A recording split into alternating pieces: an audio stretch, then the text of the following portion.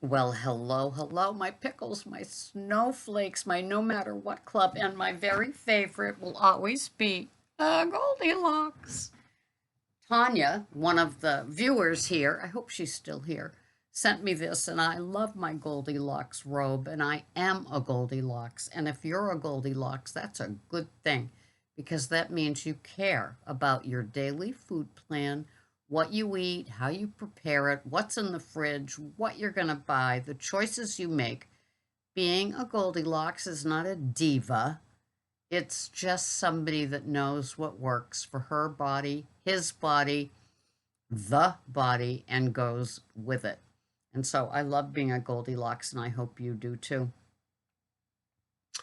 This is Lavazza Italiano Espresso. Very strong, does the trick, and I love it. Well, I hear from a lot of you privately. You email my Gmail account that I always put below. And I've been on a journey with a lot of you for years for all the different things. And as one friend says to me, the twists and turns of my food journey. And maybe your food journey is similar. Maybe you're holding the course, maybe you're off track and trying to get back on track. Hey, that's why we're all here. I mean, being a foodie and having a Ms. Slick who lives, my Ms. Slick lives right here. And she's always whispering in my ear, have that, buy that, as I work shopping for others in the grocery store and I have to go to certain areas that contain the naughty foods, right? So Ms. Slick will always be with me. She's always trying to get me into trouble. And at times she works. But I continue to do, for me, I keep saying this, it's the clean, intermittent fasting that seems to be key for me. If I'm naughty, if I'm not on my good, solid keto track, being in this little box of my OMAD, one meal a day, and then nothing but black coffee and plain water, both with no flavors, for my non chewing days, right, Kim? Think of it as chewing and not chewing, right? So the fluids that I have are black coffee and just plain water. And those things seem to work. They call that clean intermittent fasting. I'll take it. I do it. And I listen to other people that practice this too, and that, validates my purpose and my reasoning. I weigh myself once a month and I don't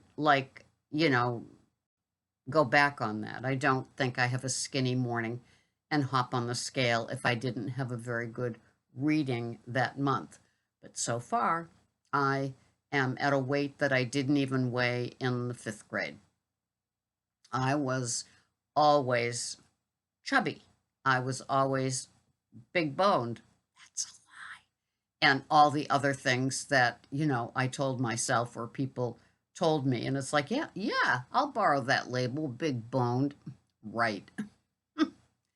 So I do what I do, you do what you do, and we probably all have a Ms. Slick of one size or another. Mine is big, and she hides underneath my hair back here, when she's not doing her thing. And so, but recently or for the last 6 months, a year, well, I've had a good journey, period, and it all seems to be working for me. And my tastes have changed. Greg's tastes have changed. If you looked at what I do today, and I'm sorry, I know somebody named DB wanted me to start posting what I eat in a day like I used to the little videos, and I haven't gotten to that.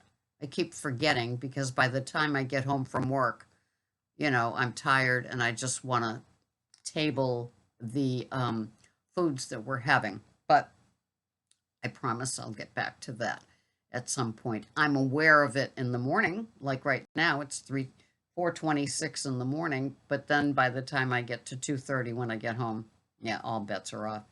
What is my hair doing today? Who knows?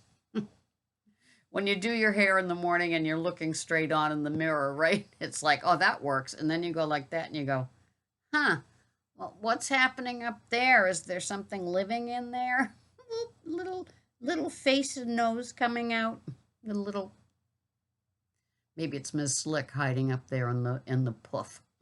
But yeah, I have to fight Ms. Slick all the time.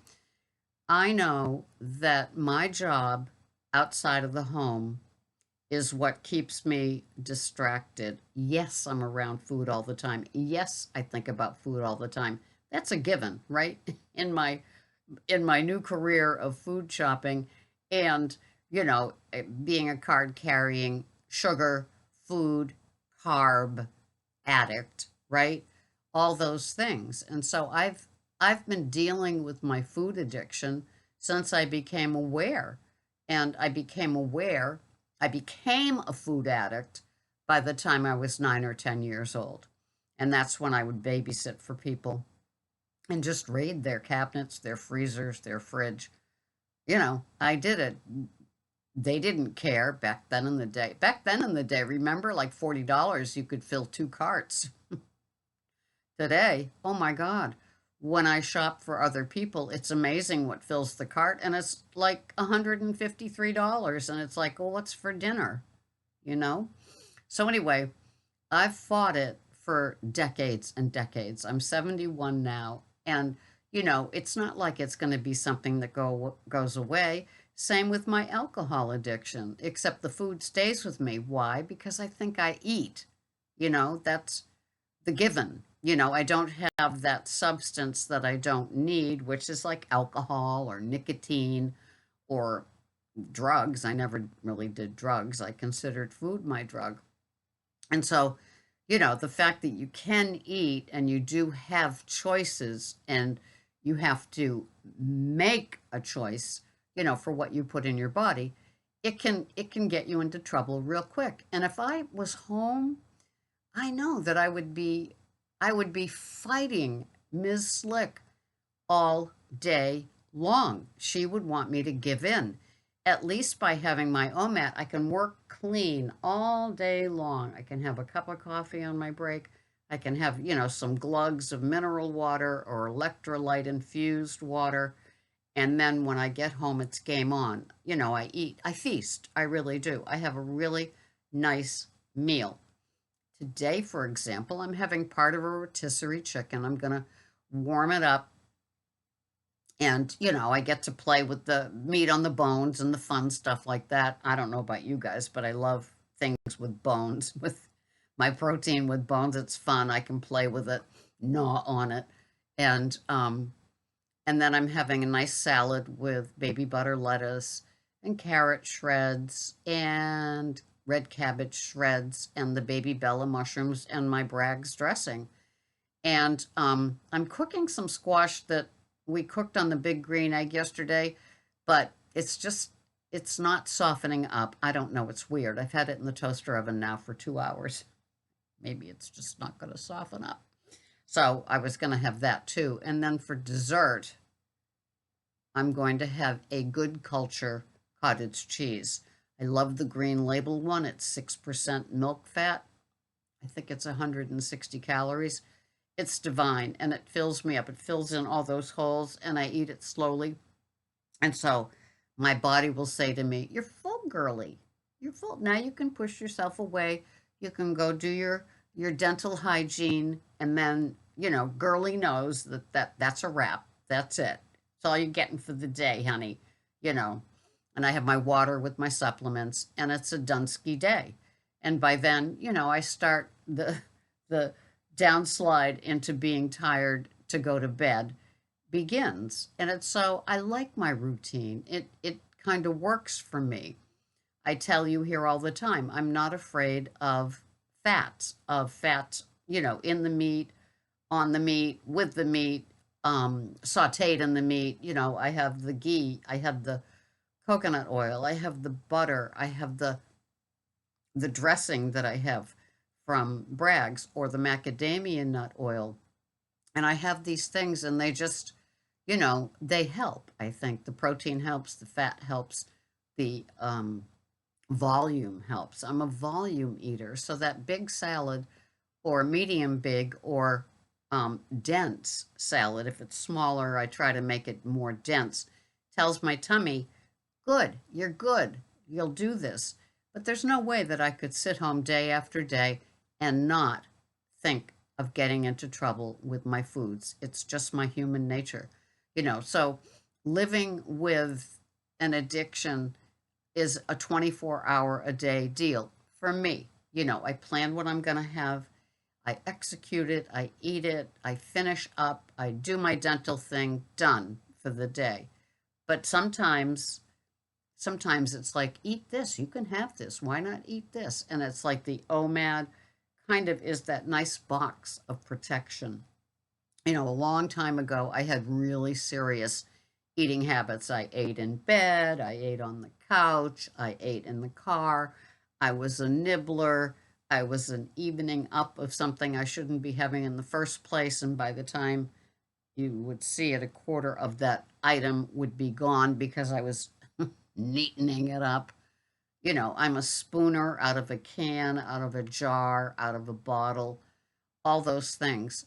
And they were all, habits that had to be dealt with. I will still always have my addiction, and it's getting the skills and the toolkit in place. So when confronted with something, especially now as like the 3-month season begins where, parties and, enticements in the store, cookie exchanges, all those things happen. And we so want to appear and be and feel and do normal.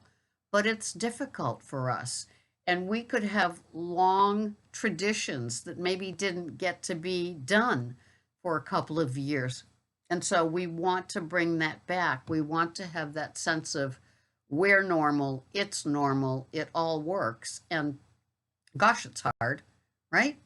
And so, we just for me, I do it one day at a time. I'm asking for the next 24 hours for food abstinence, food sobriety, and food sanity. And I ask that of somebody that's greater than me, something that's greater than me. And then I trust and believe that that strength will go through me and be executed. I cut deals all the time with a higher power that, to keep me safe and keep me away from something.